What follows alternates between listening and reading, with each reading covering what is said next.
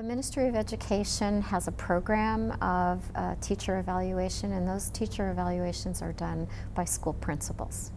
And there is a standard set of forms with, the look-fors of teacher behaviors in the classroom, and the principal will visit the teacher's classroom. We'll have a talk with the teacher beforehand to, set the context for the professional appraisal, visit the classroom, perhaps maybe even more than one time, and then have a debriefing at the end. So we do have a formal program of teacher appraisal.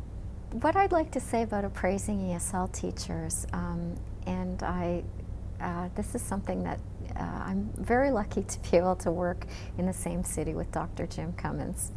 And I do a lot of work with him, and one of the things that he talks about quite a lot, and I really agree with him on this as on a lot of other things, is that there is no requirement of any formal training for school administrators in Ontario to learn anything about English language learners.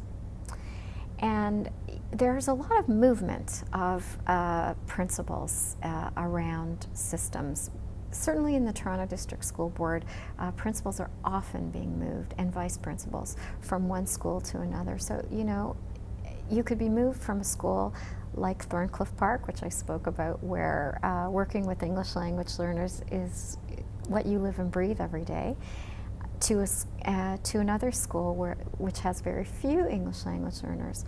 So without any training or for administrators, I think that, it's difficult for some administrators to really understand the most important foundational things that should be present in schools to support English language learners, and similarly they may not have the knowledge to properly evaluate and do professional appraisals on teachers working with English language learners, because they don't have the training and the knowledge themselves to understand what it really means to appropriately modify the student's program for the needs of an English language learner. So I think we need more foundational training for school administrators, as well as what I mentioned before for pre-service teachers about working with English language learners. I think it should be a requirement